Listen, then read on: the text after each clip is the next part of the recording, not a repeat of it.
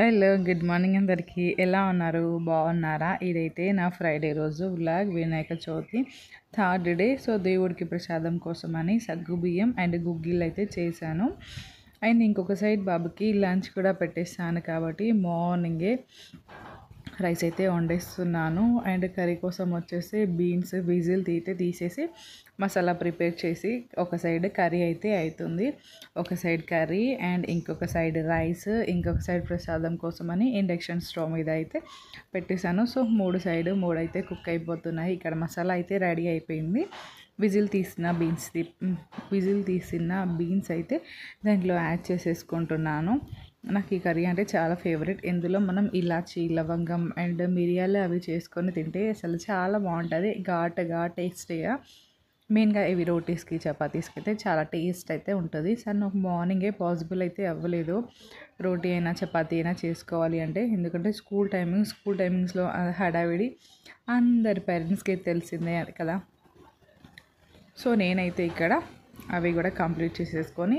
ఇంకొక సైడ్ ఇవి అవుతుంటే ఇంకొక సైడ్ నిన్న పెట్టిన ఫ్లేవర్స్ ఇవంతా తీసేస్తున్నాను నిన్న పూజకి వాడిన ఫ్లేవర్స్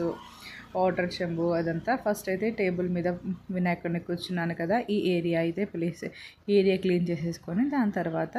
నిత్య పూజ సెల్ఫ్ కూడా క్లీన్ అయితే చేసుకున్నాను ఇక్కడైతే క్లీన్ అయితే అయిపోయింది అండ్ ఇక్కడ నిత్య పూజ దగ్గర అయితే నిన్న పెట్టిన యూస్ చేసిన ఫ్లేవర్స్ మ్యాంగో లీవ్స్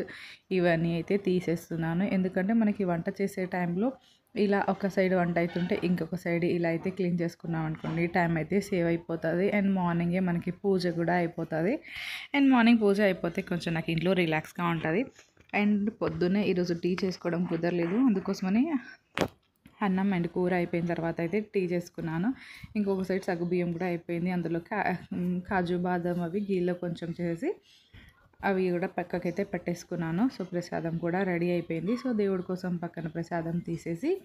అండ్ మా వరుణ్కి ఈరోజు స్నాక్స్కి అదే పెట్టాను వాడు మార్నింగ్ రైస్ తిన్నాడు కానీ ఇది తినలేదు సో మనం స్నాక్స్ టైంలో పెట్టేస్తే కొంచెం తినేస్తాడు కదా అని చెప్పేసి